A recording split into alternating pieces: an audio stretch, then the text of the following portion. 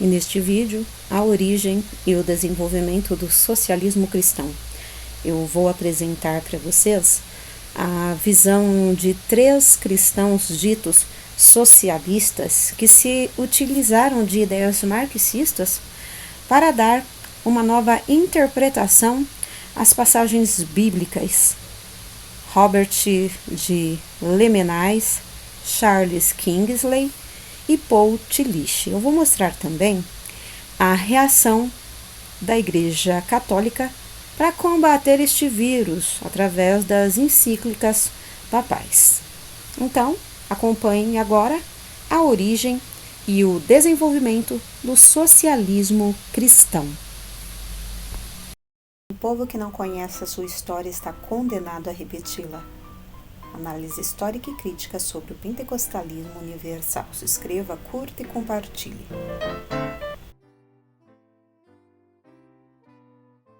Os ditos socialistas cristãos, eles mantêm o marxismo como uma das fontes intelectuais que nutrem suas teses teológicas e filosóficas com relação às críticas sociais. Eles afirmam que o reino de Deus na Terra nada mais é do que uma ilusão ingênua e impraticável, e acreditar nisso seria um suicídio metafísico. O contexto seria a baliza de sua teologia e não o contrário. É a história, no sentido hegeliano marxista, que determina o que a teologia pensa e não a teologia que ilumina a história, como queriam os clássicos teólogos. Então, eles ressignificaram a realidade contemporânea ante a fé cristã e suas bases. Métodos científicos e das pautas políticas do momento ficam reféns de compreensões iluministas. Em seu cerne, há uma crítica social e não uma crítica salvífica escatológica. A reflexão teológica se torna dependente de uma inquirição que se fundamenta, em grande parte, em problemas contemporâneos fabricados por acadêmicos. A crítica social marxista, aliada a uma revista ontológica cristã, formam as bases de sua compreensão de mundo. Então, define a história como elemento balizador do cristianismo e a filosofia como necessidade para a teologia. Eles mundanizam a religião cristã, colocando no contexto humano as dúvidas existenciais mais relevantes a serem respondidas pela teologia. Debates metafísicos, doutrinas escatológicas, dogmáticas e demais assuntos correlacionados à tradição cristã e suas apologias caem por terra para dar lugar ao debate ambientalista, político e de outras pautas. A filosofia contemporânea determina o que a teologia contemporânea deve responder.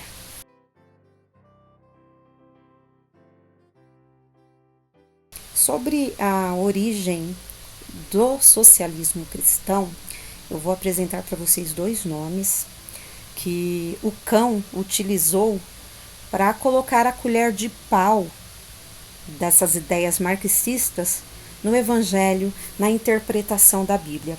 A primeira pessoa que eu vou apresentar para vocês é o padre católico francês Robert de Lemenais. Ele nasceu em 1782 e viveu até 1854, e ele foi o primeiro pensador que deu origem às ideias do socialismo cristão.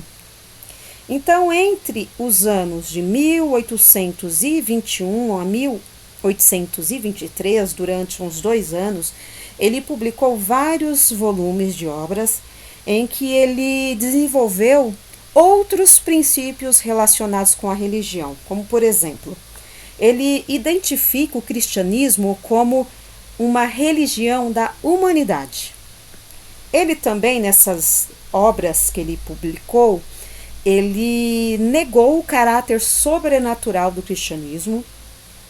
Ele também dispensou os súditos do dever de lealdade aos soberanos, quando estes se negam a adequar sua conduta aos ideais cristãos, e ele propôs também o Papa como líder supremo de reis e povos para combater todos os males. Então, assim, Lamennais, ele pensou numa teocracia para acabar anunciando uma revolução de todos os homens em união e liberdade. Então, essas ideias, né, de Lamennais foram condenadas por Gregório XVI em 1832 na encíclica Miravivus, e a réplica a essa condenação papal foi a famosa obra Palavras de um Crente, 1834, condenada no mesmo ano. Nela, ele admite a autoridade da Igreja em matérias de fé, mas não na esfera do político. Lamennais deixou a Igreja a partir desse momento, fracassando todas as tentativas que se fizeram para conciliá-lo com ela.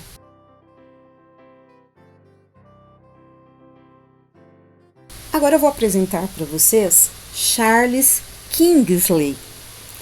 Mais tarde, né, após Lamennais, Charles Kingsley, ele liderou o movimento do cristianismo socialista na Inglaterra. Esse rapaz, ele viveu de 1819 a 1875, era um inglês, anglicano, professor e escritor, e ele tinha uma simpatia apaixonada pelos pobres. Ele foi um dos primeiros religiosos a apoiar as teorias de Charles Darwin e a procurar uma conciliação entre a ciência moderna e a doutrina cristã. Ele advogou a instrução de adultos, o melhoramento do saneamento público e o crescimento do movimento cooperativo, que considerava melhor que as mudanças políticas para resolver os problemas sociais. Ele foi membro fundador do movimento socialista cristão, que procurou corrigir os males da industrialização com medidas baseadas na ética cristã. Por fim, eu vou apresentar para vocês Paul Tillich, um outro rapaz que se deixou usar por Satanás para incutir, para contaminar as passagens bíblicas, o evangelho, com essas ideias marxistas. Então, Paul Tillich, ele foi um luterano que tentou conciliar a teologia cristã com pautas socialistas. Ele foi um dos teólogos mais influentes do século passado. Ele nasceu em 1886, na Alemanha, e ele era filho de um clérigo luterano da região. E mais tarde, Paul Tillich seria visto como um teólogo marxista, ainda que revisionista das teses do pai do comunismo. Então, desde cedo, ele já possuía pressuposto teológico do protestantismo de crítica social. Foi em sua teologia sistemática, fincada no existencialismo prussiano, de onde veio, as teses socialistas revisitadas pelos acadêmicos de Berlim, e ele estabelece o método da correlação, segundo o qual a tese cristã sempre deve ser lida contextualizada ao momento do leitor. Então, ele defendia uma crítica constante aos textos bíblicos e às doutrinas cristãs ante a realidade. A substância teológica de Tillich é o existencialismo e o marxismo, e o que fica claro em sua atuação acadêmica e militante. As ideias de Tillich acabaram sendo uma manta agradável para as ideias paralelas que nutriam a revolução cultural da década de 1950, 1960. Então, a ideia era tentar puxar Deus para mais próximo das pautas dos homens, a fim de que esses homens materialistas pudessem enxergar um pouco desse ser enquanto ser. Tillich, ele tentou trazer a teologia para a relevância acadêmica e social do século XX, mas acabou transformando-a em uma ciência dispensável. Então, se a teologia nasceu para responder às demandas políticas do homem, ela é apenas mais uma e talvez a pior das ciências humanas para isso.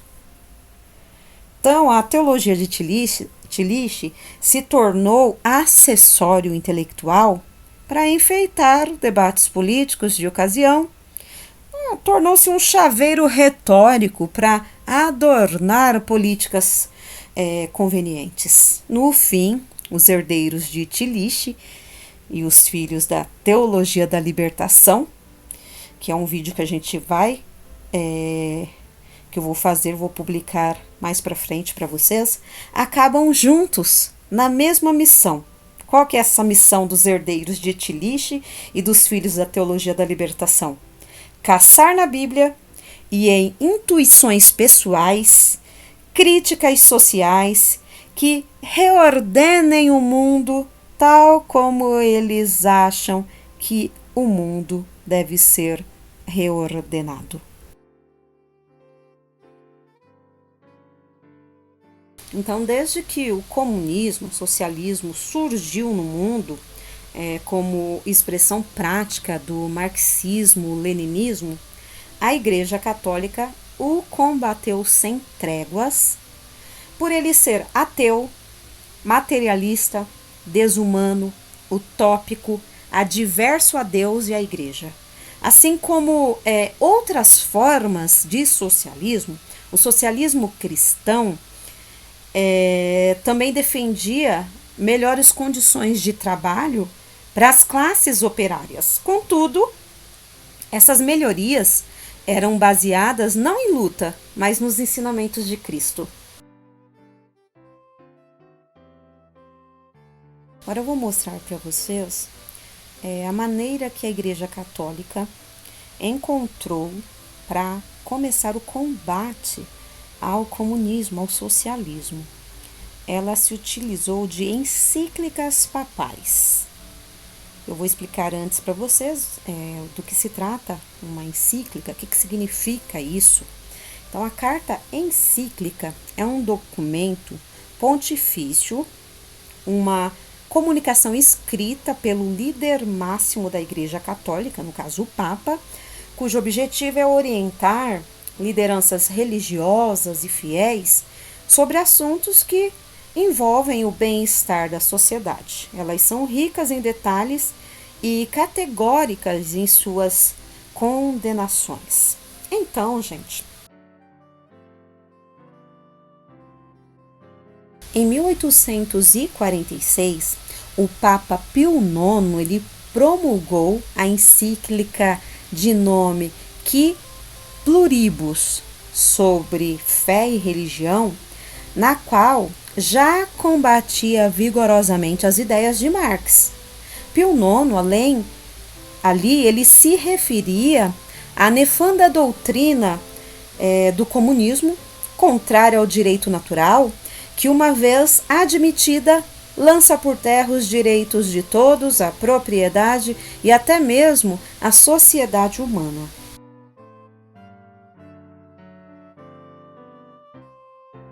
Em 1878, o Papa Leão XIII ele escrevia sobre os males do socialismo na encíclica Pode Apostolici Muneris.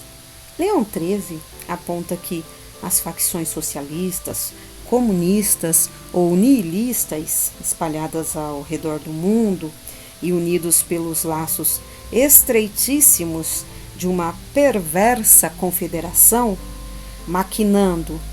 eles maquinavam a derrocada de toda a sociedade civil. Ele também chamava atenção para o projeto socialista de destruição do matrimônio e da família. Para os socialistas, não pode haver maior fidelidade, nem mesmo a Deus e nem à família, do que obediência ao Estado Todo-Poderoso.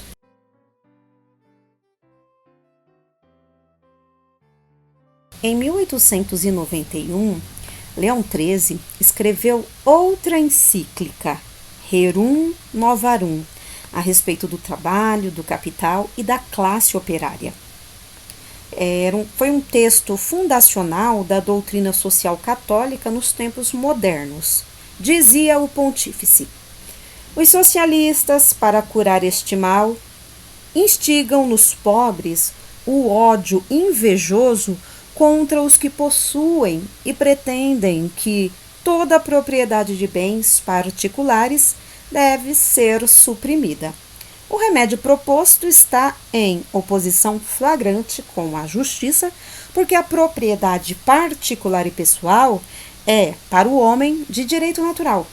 Então, o socialismo ergue-se sobre as bases da cobiça, ou seja, uma transgressão do 9º e 10º mandamentos. O socialismo se baseia, além disso, na falsa ideia da luta de classes. O erro capital na questão presente é crer que as duas classes são inimigas natas uma da outra, como se a natureza tivesse armado os ricos e os pobres para se combaterem mutuamente num duelo obstinado. Isso é uma aberração, tal qual é necessário colocar a verdade numa doutrina contrariamente oposta.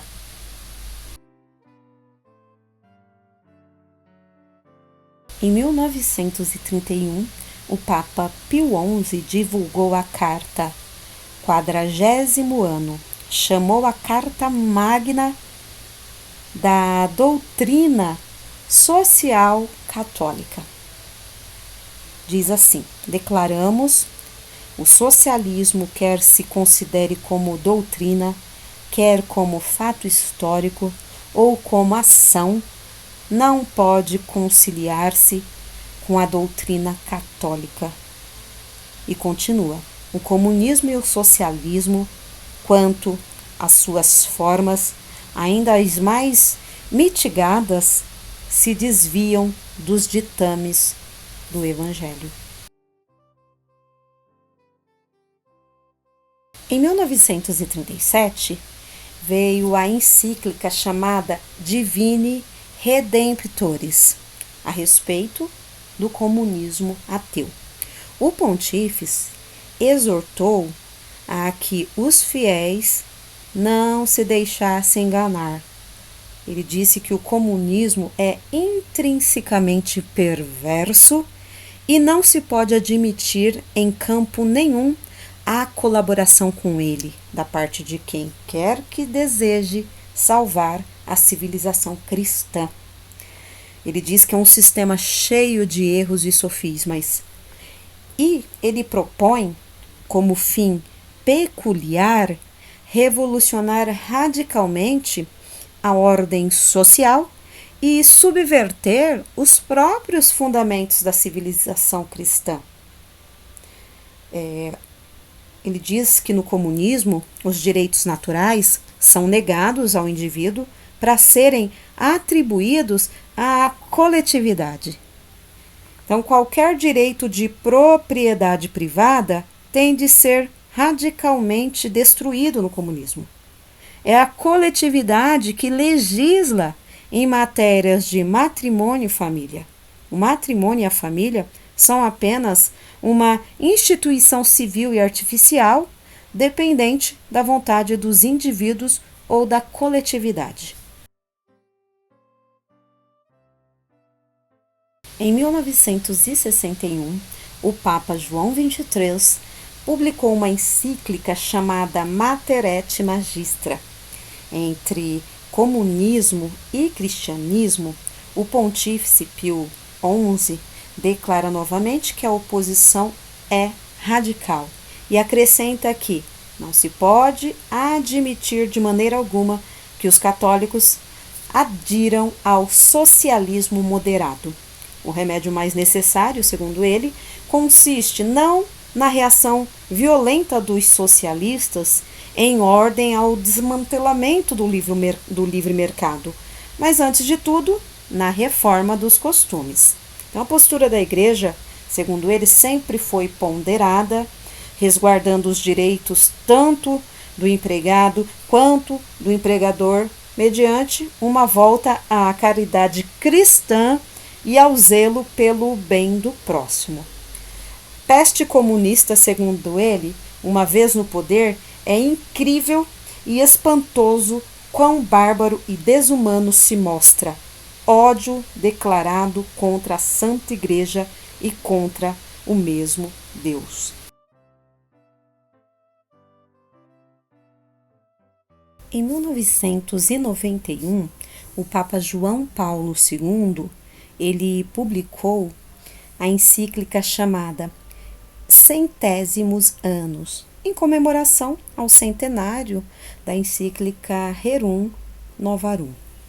Então, essa encíclica, publicada pelo Papa João Paulo II, reafirmava o ensinamento segundo o qual a raiz do totalitarismo moderno encontra-se na negação da dignidade transcendental da pessoa humana. O socialismo considera cada homem simplesmente como um elemento e uma molécula do organismo social, de tal modo que o bem do indivíduo aparece totalmente subordinado ao funcionamento do mecanismo econômico-social. Então, luta de classes, em sentido marxista e militarismo, tem, portanto, a mesma raiz, o ateísmo e o desprezo da pessoa humana, que fazem prevalecer o princípio da força sobre o da razão e do direito. O comunismo pretende estabelecer o impossível, uma irmandade entre os homens, prescindindo da paternidade divina.